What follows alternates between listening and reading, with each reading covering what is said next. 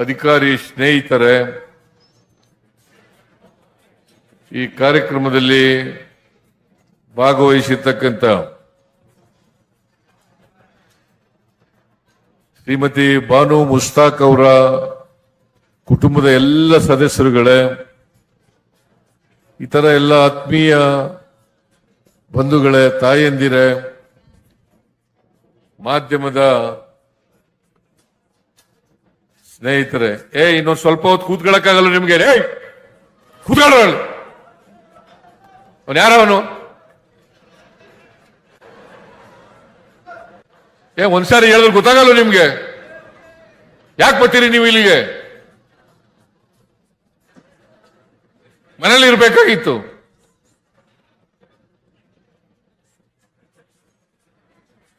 ಪೊಲೀಸ್ನವ್ರು ಅಲ್ಲಿ ಬಿಟ್ಬೇಡ್ರಿ, ಕಳಿಸ್ರಿ ಎಲ್ಲ.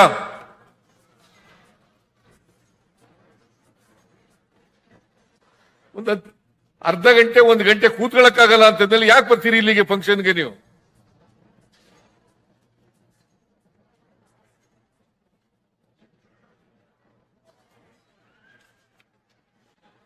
ಆತ್ಮೀಯ ಬಂಧುಗಳೇ,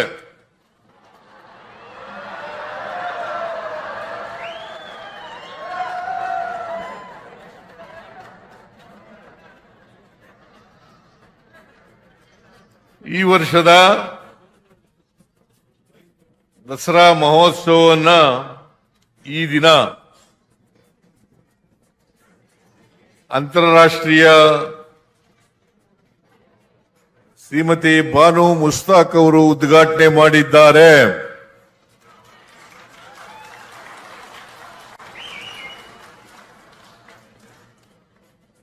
ಈಗಾಗಲೇ ಮಾದೇವಪ್ಪನವರು, GT ದೇವೇಗೌಡರು ಬಾನು ಮುಸ್ತಾಕ್ ಅವರನ್ನ ಈ ಬಾರಿ ದಸರಾ ಉದ್ಘಾಟನೆ ಮಾಡಬೇಕಾದ್ರೆ ಅದರ ಹಿಂದಿನ ಕಾರಣಗಳೇನು ಅಂತಕ್ಕನ್ನೋದ್ರ ಬಗ್ಗೆ ಪ್ರಸ್ತಾಪ ಮಾಡಿದ್ದಾರೆ. ಬಾನು ಮುಸ್ತಾಕ್ ಅವರು ಹುಟ್ಟಿನಿಂದ ಮುಸ್ಲಿಂ ಮಹಿಳೆ ಆಗಿರಬಹುದು, ಆದರೆ ಅವರು ಮನುಷ್ಯರು.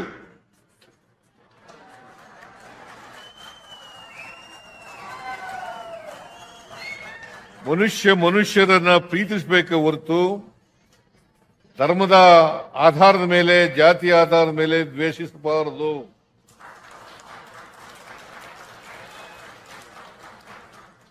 ನಾವೆಲ್ಲ ಮನುಷ್ಯರು.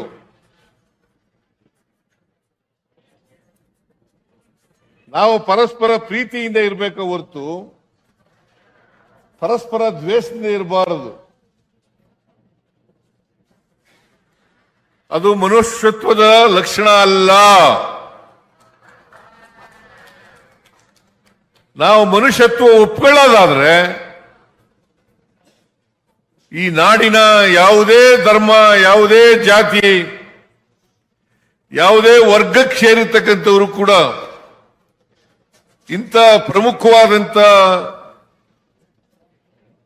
ನಾಡ ಹಬ್ಬಗಳ ಉದ್ಘಾಟನೆಯನ್ನ ಮಾಡ್ತಕ್ಕಂಥದನ್ನ ಸ್ವಾಗತ ಮಾಡಬೇಕು. ಈ ನಾಡಿನ ಬಹುಸಂಖ್ಯಾತ ಜನ ಶ್ರೀಮತಿ ಬಾನು ಮುಸ್ತಾಕ್ ಅವರು ಉದ್ಘಾಟನೆ ಮಾಡ್ತಕ್ಕಂಥದನ್ನ ಒಪ್ಕೊಂಡಿದ್ದಾರೆ.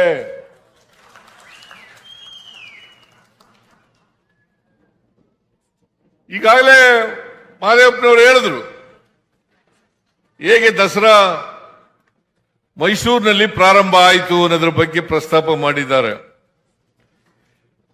ವಿಜಯನಗರದ ಅರಸರು ಇದನ್ನ ದಸರಾ ಮಹೋತ್ಸವವನ್ನು ಆಚರಣೆ ಮಾಡ್ತಾ ಇದ್ರು.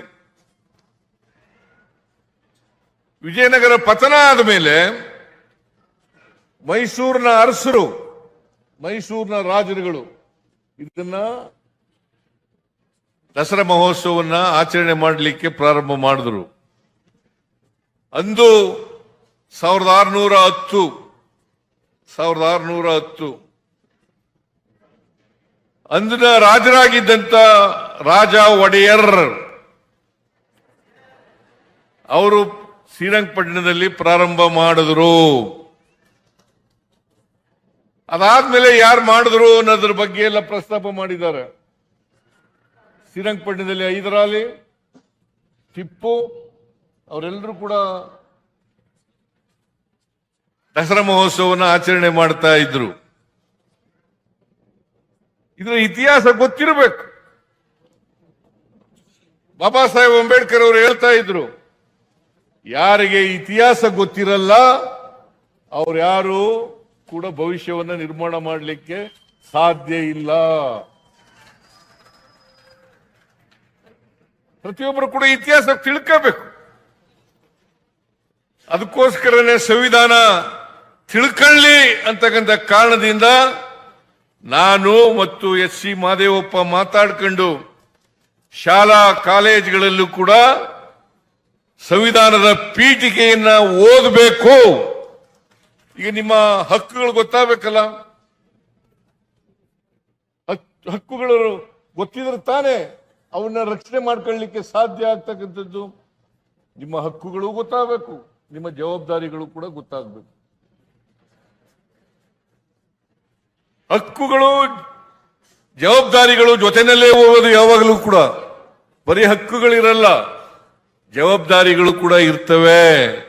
ಆದ್ರಿಂದ ನಾವು ಮುಂದಿನ ಪೀಳಿಗೆ ಸರಿಯಾದ ರೀತಿಯಲ್ಲಿ ಅರ್ಥ ಮಾಡ್ಕೋಬೇಕಾದ್ರೆ, ವ್ಯವಸ್ಥೆಯನ್ನು ಅರ್ಥ ಮಾಡ್ಕೋಬೇಕಾದ್ರೆ, ಸಮಾಜವನ್ನು ಅರ್ಥ ಮಾಡ್ಕೋಬೇಕಾದ್ರೆ ನಾವು ಅವರನ್ನ ದಾರಿ ತಪ್ಪಿಸ್ತಕ್ಕಂಥ ಕೆಲಸವನ್ನ ಮಾಡಬಾರದು. ಇತಿಹಾಸವನ್ನ ತಿರುಚಿ ಸ್ವಾರ್ಥಕ್ಕೋಸ್ಕರ, ರಾಜಕೀಯಕ್ಕೋಸ್ಕರ ಮಾಡ್ತಕ್ಕಂಥದ್ದಿದೆಯಲ್ಲ, ಅದು ಅಕ್ಷಮ್ಯ ಅಪರಾಧ ಅಂತಕ್ಕಂಥ ಮಾತುಗಳನ್ನ ಹೇಳಲಿಕ್ಕೆ ಬಯಸ್ತಾ ಇದ್ದೇನೆ. ಯಾರೇ ಆಗಲಿ ರಾಜಕೀಯಕ್ಕೋಸ್ಕರ ಬಳಸಬಾರದು. ರಾಜಕೀಯ ಮಾಡೋದಾದ್ರೆ ಖುಲ್ಲಾ ಇದೆ ಸಮಾಜದಲ್ಲಿ, ಮಾಡೋಣ. ಚುನಾವಣಾ ಸಂದರ್ಭದಲ್ಲಿ ಮಾಡೋಣ, ರಾಜಕೀಯ ಮಾಡೋಣ. ಹೇಯ್ ಸುಮ್ನಿರೇ,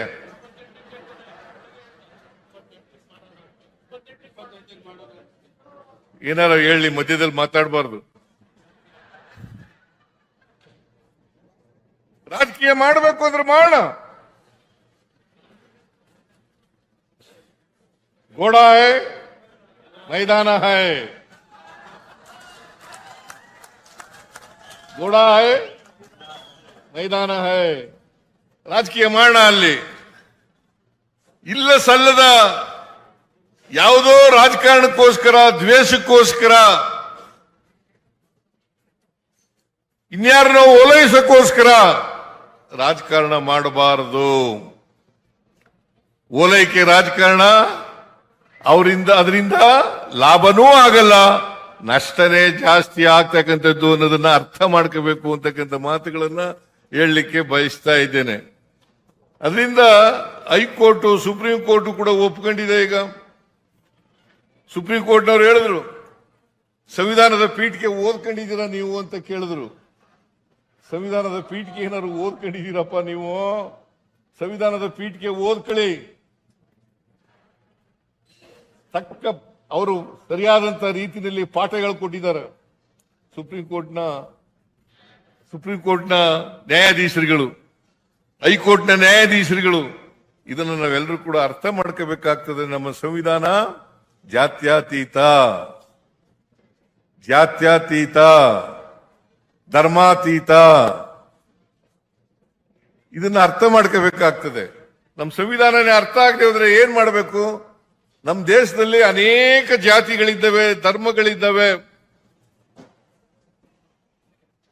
ಅದಕ್ಕೋಸ್ಕರನೇ ವೈವಿಧ್ಯತೆಯಲ್ಲಿ ಏಕತೆಯನ್ನ ಸಾರಬೇಕು. ವೈವಿಧ್ಯತೆಯಲ್ಲಿ ಏಕತೆಯನ್ನ ಸಾರಬೇಕು ಅಂತ ಹೇಳಿರ್ತಕ್ಕಂಥದ್ದು. ನಾವು ಯಾವುದೇ ಧರ್ಮಕ್ಕೆ ಸೇರಿರ್ಲಿ, ಯಾವುದೇ ಜಾತಿಗೆ ಸೇರಿರ್ಲಿ, ನಾವೆಲ್ಲರೂ ಕೂಡ ಭಾರತೀಯರು ಅಂತಕ್ಕಂಥ ಭಾವನೆ ಬಂದಾಗ ಮಾತ್ರ ಅದನ್ನ ಅರ್ಥ ಮಾಡ್ಕೊಳ್ಳಿಕ್ಕೆ ಆಗ್ತದೆ. ಇಲ್ಲದೆ ಹೋದ್ರೆ ಸಂವಿಧಾನನೇ ಅರ್ಥ ಆಗಿಲ್ಲ ಅಂತಂದ್ರೆ, ಸಂವಿಧಾನಕ್ಕೆ ವಿರುದ್ಧವಾಗಿರ್ತಕ್ಕಂಥವ್ರು ಮಾತ್ರ ಸಂವಿಧಾನ ಅರ್ಥ ಆಗಿಲ್ಲ ಅಂತ ಹೇಳಿ ಹೇಳ್ತಕ್ಕಂಥದ್ದು, ಅಥವಾ ಸಂವಿಧಾನವನ್ನ ತಿರುಚಿ ಹೇಳ್ತಕ್ಕಂಥವ್ರು. ಅದನ್ನ ಸ್ವಾರ್ಥಿಗಳು, ಸಂವಿಧಾನಕ್ಕೆ ಮಾಡ್ತಕ್ಕಂಥ ಅಪಚಾರ, ನಮ್ಮ ನಾಡಿಗೆ ಮಾಡ್ತಕ್ಕಂಥ ಅಪಚಾರ, ನಮ್ಮ ದೇಶಕ್ಕೆ ಮಾಡ್ತಕ್ಕಂಥ ಅಪಚಾರ, ಇದನ್ನ ನಾವೆಲ್ಲರೂ ಕೂಡ ಅರ್ಥ ಮಾಡ್ಕೋಬೇಕಾಗ್ತದೆ. ಆದ್ರಿಂದ ಅದಕ್ಕೆ ಸಂವಿಧಾನದಲ್ಲಿ ಬಾಬಾ ಸಾಹೇಬ್ ಅಂಬೇಡ್ಕರ್ ಅವರು ಬಹಳ ಸ್ಪಷ್ಟವಾಗಿ ಹೇಳಿದ್ದಾರೆ, ಸಹಿಷ್ಣುತೆ ಇರಬೇಕು, ಸಹಿಷ್ಣುತೆ ಇರಬೇಕು, ಸಹಬಾಳ್ವೆ ಇರಬೇಕು. ಸಹಿಷ್ಣುತೆ ಸಹಬಾಳ್ವೆ ಇದ್ದಾಗ ಮಾತ್ರ ನಾವು ಭಾರತೀಯರು ಅಂತ ಅನ್ಕೊಳ್ಳಿಕ್ಕೆ ಸಾಧ್ಯ ಆಗ್ತದೆ. ಇಲ್ಲದೆ ಹೋದ್ರೆ ನಾವು ಯಾವುದೇ ಸಂವಿಧಾನಕ್ಕೆ, ಯಾವುದೇ ಧರ್ಮಕ್ಕೆ, ಯಾವುದೇ ಜಾತಿಗೆ ಅಗ್ರಸ್ಥಾನವನ್ನು ಕೊಡಲಿಕ್ಕೆ ಹೋಗಿಲ್ಲ, ಸಾರ್ವಭೌಮತ್ವವನ್ನು ಕೊಡಲಿಕ್ಕೆ ಹೋಗಿಲ್ಲ. ಎಲ್ಲವೂ ಕೂಡ ಸಮಾನ, ಎಲ್ಲರಿಗೂ ಸಮಾನ ಅವಕಾಶ. ಇದು ಒತ್ತಿ ಒತ್ತಿ ನಮ್ಮ ಸಂವಿಧಾನ ಹೇಳ್ತದೆ. ಇದನ್ನ ನಾವು ಈ ಮೂಲ ತತ್ವವನ್ನ ಅರ್ಥ ಮಾಡ್ಕೊಳ್ಳದೆ ಹೋದರೆ ನಾವು ದೇಶಕ್ಕೆ ಮಾಡ್ತಕ್ಕಂಥ ಅಪಚಾರ ಅಂತಕ್ಕಂಥದನ್ನ ತಿಳ್ಕೋಬೇಕಾಗ್ತದೆ, ಸಂವಿಧಾನಕ್ಕೆ ಮಾಡ್ತಕ್ಕಂಥ ಅಪಚಾರ ಅಂತಕ್ಕಂಥದ್ದು ತಿಳ್ಕೋಬೇಕಾಗ್ತದೆ. ಆದ್ರಿಂದ ಬಾನು ಮುಸ್ತಾಕ್ ಅವರು ಅಂತಾರಾಷ್ಟ್ರೀಯ ಬೂಕರ್ ಪ್ರಶಸ್ತಿಯನ್ನ ಪಡ್ಕೊಂಡಿರ್ತಕ್ಕಂಥವ್ರು. ಅವರು ಈ ಸಾರಿ ದಸರಾ ಉದ್ಘಾಟನೆ ಮಾಡಿರ್ತಕ್ಕಂಥದ್ದು ಸರಿಯಾಗಿದೆ, ಕನ್ನಡ ನಾಡಿಗೆ ಗೌರವವನ್ನು ತರ್ತಕ್ಕಂಥ ಕೆಲಸ ಆಗಿದೆ ಅಂತಕ್ಕಂಥ ಮಾತುಗಳನ್ನ ಹೇಳಲಿಕ್ಕೆ ಬಯಸ್ತಾ ಇದ್ದೇನೆ. ಹಾಗಾಗಿ ನಾನು ಬಾನು ಮುಸ್ತಾಕ್ ಅವರಿಗೆ ಕವಿಯತ್ರಿ, ಸಾಹಿತಿ, ಹೋರಾಟಗಾರ್ತಿ, ಬೂಕರ್ ಪ್ರಶಸ್ತಿ ವಿಜೇತೆ ಶ್ರೀಮತಿ ಬಾನು ಮುಸ್ತಾಕ್ ಅವರಿಗೆ ಸರ್ಕಾರದ ವತಿಯಿಂದ, ನನ್ನ ವತಿಯಿಂದ, ಇಡೀ ಮೈಸೂರು ಜಿಲ್ಲೆಯ ನಾಡಿನ ವತಿಯಿಂದ ನಿಮಗೆ ಅಭಿನಂದನೆಗಳನ್ನು ಸಲ್ಲಿಸಲಿಕ್ಕೆ ಬಯಸ್ತಾ ಇದ್ದೇನೆ.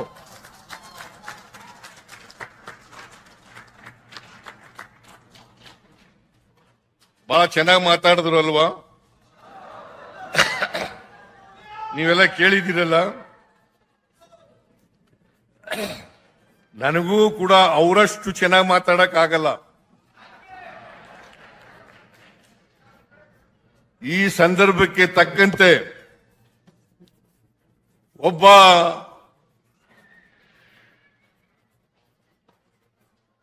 ಕವಿಯತ್ರಿಯಾಗಿ, ಸಾಹಿತಿಯಾಗಿ, ಉದ್ಘಾಟಕರಾಗಿ ಬಹಳ ಅರ್ಥಗರ್ಭಿತವಾಗಿ ಮಾತಾಡಿದ್ದಾರೆ.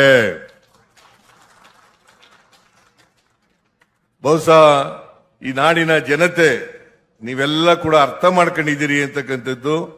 ಬಹುಶಃ ಯಾರು ಇವ್ರನ್ನ ವಿರೋಧ ಮಾಡ್ತಾ ಇದ್ರು ಅವ್ರಿಗೂ ಕೂಡ ಕಣ್ತರಿಸ್ತಕ್ಕಂಥ ರೀತಿಯಲ್ಲಿ ಇದೆ ಅಂತಕ್ಕಂಥ ಮಾತುಗಳನ್ನ ಹೇಳಲಿಕ್ಕೆ ಬಯಸ್ತಾ ಇದ್ದೇನೆ. ಅದರಿಂದ ನಾನು ಹೆಚ್ಚು ಮಾತಾಡ್ಲಿಕ್ಕೆ ಹೋಗಲ್ಲ ಬಾನು ಮುಸ್ತಾಕ್ ಅವ್ರ ಬಗ್ಗೆ. ಬಾನು ಮುಸ್ತಾಕ್ ಅವರು ಹಾಸನದವರು, ಮೈಸೂರಿಗೆ ಅನೇಕ ಸಾರಿ ಬಂದಿದ್ದಾರೆ. ಮೈಸೂರಿನಲ್ಲೂ ಕೂಡ ಅನೇಕ ಸಂದರ್ಭಗಳಲ್ಲಿ ಸಭೆಗಳಲ್ಲಿ, ಸಮಾರಂಭಗಳಲ್ಲಿ ಭಾಗವಹಿಸಿದ್ದಾರೆ, ಮಾತನಾಡಿದ್ದಾರೆ. ಅವರು ಭಾಷಣ ಕೇಳಿದ್ದೀವಿ. ಅವರು ರೈತರ ಸಂಘಟನೆಯಲ್ಲಿ ಭಾಗವಹಿಸಿದ್ರು, ದಲಿತ ಸಂಘಟನೆಗಳಲ್ಲಿ ಭಾಗವಹಿಸಿದ್ರು. ಅವರು ಹೋರಾಟದಲ್ಲಿ ಮುಂಚೂಣಿಗಳಲ್ಲಿದ್ರು. ಬರೀ ಹಾಸನ ಒಂದೇ ಅಲ್ಲ, ಈ ರಾಜ್ಯದ ತುಂಬೆಲ್ಲ ಅವರು ಹೋರಾಟಗಳಲ್ಲಿ ಭಾಗವಹಿಸಿದ್ರು ಅಂತಕ್ಕಂಥದ್ದನ್ನು ನಾವು ಅರ್ಥ ಮಾಡ್ಕೋಬೇಕಾಗ್ತದೆ. ಅವರು ಬಹಳ ಜನಪ್ರಿಯ ಸಾಹಿತಿ, ಹೋರಾಟಗಾರ್ತಿ, ಅದಕ್ಕಿಂತ ಬಹಳ ಮುಖ್ಯವಾಗಿ ಕನ್ನಡದ ಸಾಹಿತಿ. ಒಬ್ಬ ಮುಸ್ಲಿಂ ಮಹಿಳೆಯಾದರೂ ಕೂಡ ಕನ್ನಡದ ಸಾಹಿತಿ, ಕನ್ನಡದ ಲೇಖಕಿ, ಕನ್ನಡದ ಹೋರಾಟಗಳಲ್ಲಿ ಭಾಗವಹಿಸಿರ್ತಕ್ಕಂಥದ್ದು. ಅದರಿಂದ ನಾವು ಇದನ್ನ ಅರ್ಥ ಮಾಡ್ಕೋಬೇಕಾಗ್ತದೆ. ಒಬ್ಬ ಮುಸ್ಲಿಂ ಮಹಿಳೆ ಕನ್ನಡದ ಲೇಖಕಿಯಾಗಿ ಕರ್ನಾಟಕಕ್ಕೆ ಗೌರವ ತಂದುಕೊಟ್ಟಿದ್ದಾರಲ್ಲ, ಅವರ ಪುಸ್ತಕ ಇದೆಯಲ್ಲ, ಎಂತದು, ಹೃದಯ ದೀಪಾ ಬಾಸ್ತಿಯವರು ಇಂಗ್ಲಿಷ್ಗೆ ತರ್ಜುಮೆ ಮಾಡಿದ್ದಾರೆ. ದೀಪಾ ಬಾಸ್ತಿಯವರು ಕೊಡಗಿನವರು. ಅವ್ರಿಗೆ ಬಾಸ್ತಿಯವರಿಗೆ ಮತ್ತೆ ಬಾನು ಮುಸ್ತಾಕ್ ಅವರಿಗೆ ಇಬ್ಬರಿಗೂ ಕರೆದು ಸರ್ಕಾರದ ವತಿಯಿಂದ ಗೌರವ ಸಲ್ಲಿಸ್ತಕ್ಕಂಥ ಕೆಲಸವನ್ನ ಮಾಡಿದ್ದೇವೆ.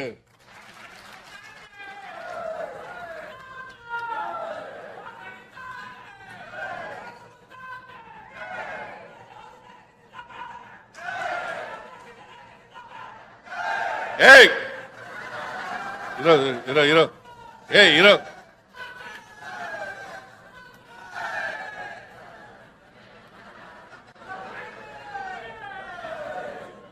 ಈ ಸಾರಿ ದಸರಾ ಮಹೋತ್ಸವ 9 ದಿನ 10 ದಿನ ಅಲ್ಲ, 11 ದಿನಗಳು ನಡೀತವೆ. 2ನೇ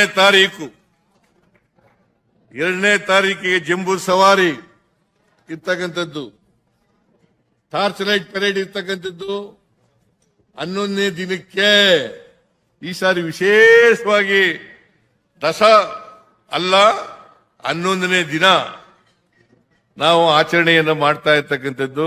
ಇದು ಶಾಸ್ತ್ರೋಕ್ತವಾಗಿ ಮಾಡ್ತಕ್ಕಂಥದ್ದು. ಇದನ್ನ ಶಾಸ್ತ್ರ ಏನ್ ಹೇಳ್ತಾರೆ ಪಂಡಿತರು, ಅವ್ರ ಪ್ರಕಾರ ಇದನ್ನ ಮಾಡ್ತಕ್ಕಂಥ ಕೆಲಸವನ್ನ ಮಾಡ್ತಾ ಇದ್ದೀವಿ. ಅದರಿಂದ ಎಂದಿನಂತೆ ತಲೆ ಮರೆಸ್ಕೊಂಡು ಹೋಯ್ತಾ ಇದೆಯಾ? ಕೂತ್ಕೊಳ್ಳಿ.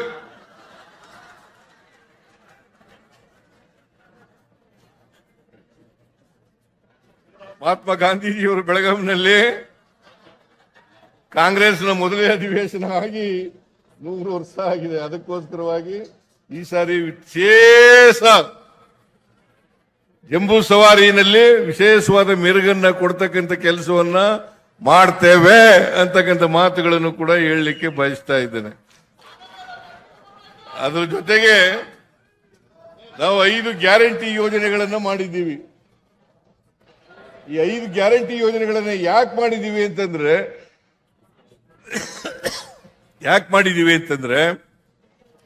ಸಮಾಜದಲ್ಲಿ ಇನ್ನೂ ಕೂಡ ಸ್ವಾತಂತ್ರ್ಯ ಬಂದು 78 ವರ್ಷಗಳಾದರೂ ಕೂಡ ಅಸಮಾನತೆ ಇದೆ, ತಾರತಮ್ಯ ಇದೆ. ಈ ತಾರತಮ್ಯ ಅಸಮಾನತೆಯನ್ನು ಹೋಗಲಾಡಿಸ್ಲಿಕ್ಕೋಸ್ಕರ, ತೆಗೆದಾಕ್ಲಿಕ್ಕೋಸ್ಕರ ನಾವು ಈ 5 ಗ್ಯಾರಂಟಿ ಯೋಜನೆಗಳನ್ನ ಮಾಡ್ತಾ ಇದ್ದೀವಿ. ಇದು ಬೇರೆ ಉದ್ದೇಶದಿಂದ ರಾಜಕೀಯ ಲಾಭಕ್ಕೋಸ್ಕರ ಮಾಡ್ತಾ ಇಲ್ಲ. ರಾಜಕೀಯ ಲಾಭಕ್ಕೋಸ್ಕರ ಮಾಡ್ತಾ ಇದ್ರೆ ಎಲ್ಲ ಧರ್ಮದವರಿಗೆ, ಎಲ್ಲ ಜಾತಿಯವರಿಗೆ, ಎಲ್ಲ ಪಕ್ಷದವರಿಗೆ ಮಾಡಕ್ ಹೋಯ್ತಿರ್ಲಿಲ್ಲ. ಈಗ JDS ನ ಜನ ತಗೊಳ್ಳಲ್ವಾ? ಬಿಜೆಪಿ ಜನ ತಗೊಳ್ಳಲ್ವಾ? ಏನ್ರಿ ಇವತ್ಸ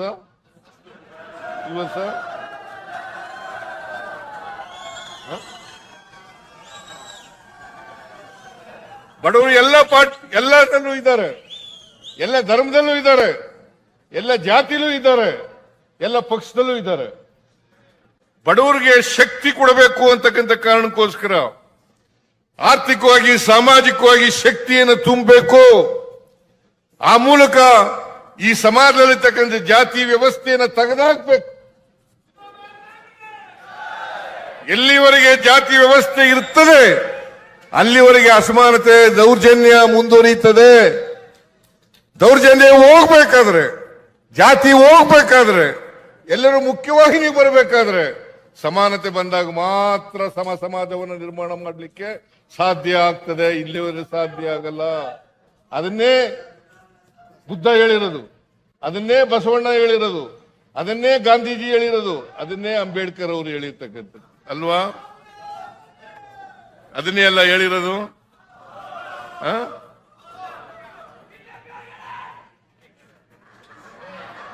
ಅದನ್ನೇ KV ಪುಟ್ಟಪ್ಪನವರು ಹೇಳಿರೋದು, ಕುವೆಂಪು ಅವರು ಹೇಳಿರ್ತಕ್ಕಂಥದ್ದು. ಸಮಪಾಲು ಸಮಬಾಳು, ಸಮಪಾಲು ಸಮಬಾಳು, ಅಂತ್ಯೋದಯ ಆಗ್ಬೇಕು. ಇದಾಗದೆ ಹೋದರೆ ಜಾತಿ ಹೋಗಲ್ಲ,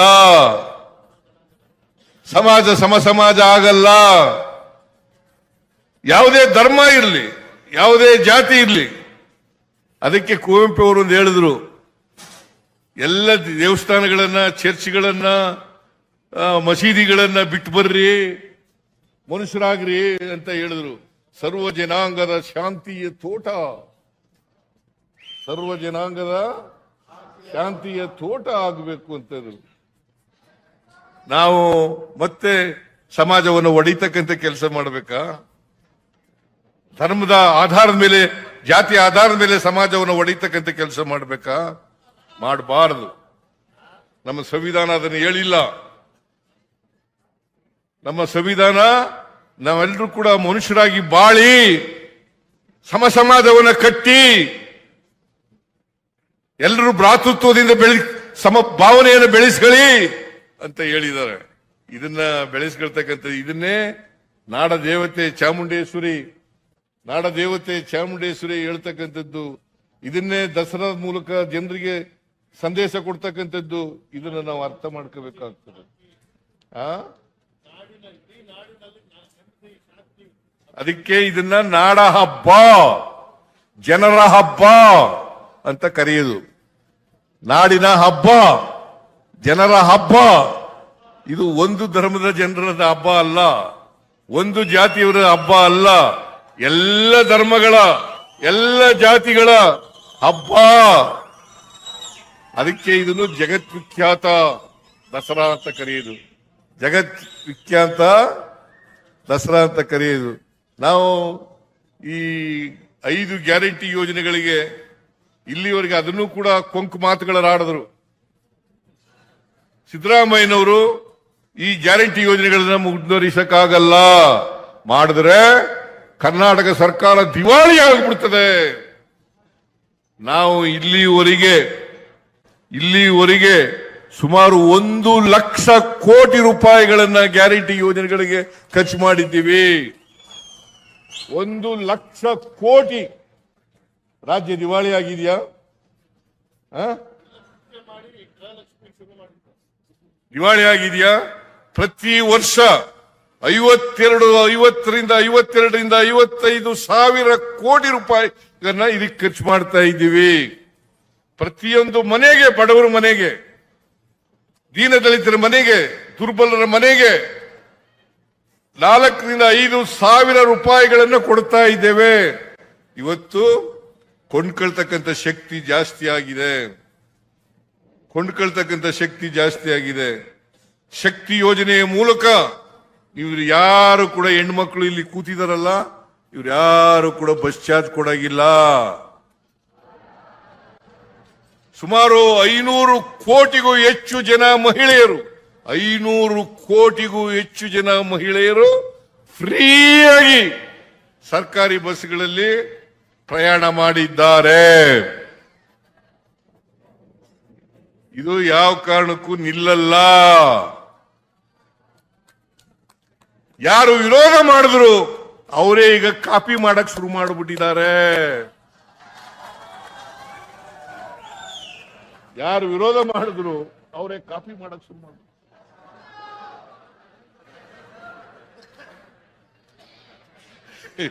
ಇದು ನೋಡಿ, ವಿರೋಧ ಮಾಡೋದು ಒಂದ್ ಕಾಲ, ಕಾಪಿ ಮಾಡೋದು ಇನ್ನೊಂದು ಕಾಲ.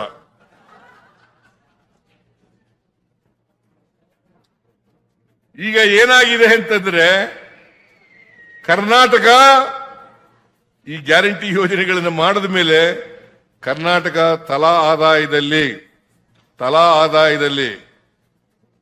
2013-14ರಲ್ಲಿ 1,01,000 ರೂಪಾಯಿ ಇತ್ತು ತಲಾ ಆದಾಯ. 1,01,000 ರೂಪಾಯಿ ಇತ್ತು. ಇವತ್ತು 2,04,000 ರೂಪಾಯಿ ಆಗಿದೆ ತಲಾ ಆದಾಯ. ಪರ್ ಕ್ಯಾಪಿಟಾ ಇನ್ಕಮ್ ಡಬಲ್ ಆಗಿದೆ. ಶ್ರೀವತ್ಸವ ಗೊತ್ತಾಯ್ತೇನ್ರಿ? ಬರ್ಕೊಳ್ರಿ.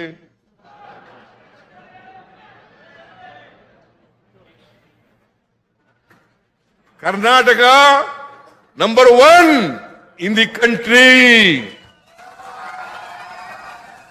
ತಲಾ ಆದಾಯದಲ್ಲಿ ನಂಬರ್ 1. ಇದರಿಂದ ಮಹಿಳೆಯರ ಉದ್ಯೋಗದ ಸಂಖ್ಯೆ ಜಾಸ್ತಿ ಆಗ್ತಾ ಇದೆ, ಪರ್ಸೆಂಟೇಜ್ ಜಾಸ್ತಿ ಆಗ್ತಾ ಇದೆ. ಬೆಂಗಳೂರಿನಲ್ಲಿ 23% ಬೆಳವಣಿಗೆ, ಹುಬ್ಳಿ ಧಾರವಾಡದಲ್ಲಿ 21% ಬೆಳವಣಿಗೆ. ಇದರಿಂದ ಉಪಯೋಗ ಆಗಿದೆ, ಲಾಭ ಆಗಿರೋದು ಯಾರಿಗೆ? ಬಡವರಿಗೆ, ಈ ರಾಜ್ಯದ ಬಡವರಿಗೆ, ಎಲ್ಲ ಜಾತಿ ಎಲ್ಲ ಧರ್ಮದ ಜನರಿಗೆ. ಅದರಿಂದ ಕರ್ನಾಟಕ ಸರ್ಕಾರ ಜಾತ್ಯತೀತ ತತ್ವದಲ್ಲಿ ನಂಬಿಕೆ ಇಟ್ಕೊಂಡಿದೆ.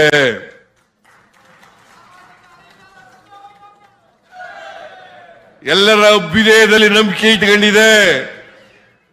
ಬಡವ ಬಲ್ಲಿದ ಮೇಲ್ಜಾತಿ ಕೆಳಜಾತಿ ಹೋಗ್ಬೇಕು, ಎಲ್ಲರೂ ಸಮಾನವಾಗಿ ಬದುಕಬೇಕು ಅನ್ನೋದ್ರಲ್ಲಿ ನಂಬಿಕೆ ಇಟ್ಕೊಂಡಿರ್ತಕ್ಕಂಥ ಸರ್ಕಾರ. ಪಾಪ ಯಾರು ವಿರೋಧ ಮಾಡ್ತೀರಾ ಅವರು ಖುಷಿಯಾಗಿದ್ದಾರೆ ಮನಸ್ಸಿನಲ್ಲಿ ಅಂತ ಮಾತುಗಳನ್ನ ಹೇಳಲಿಕ್ಕೆ ಬಯಸ್ತಾರೆ. ಮನಸ್ಸಿನಲ್ಲಿ ಅವರು ಖುಷಿನೇ ಪಡೋದು.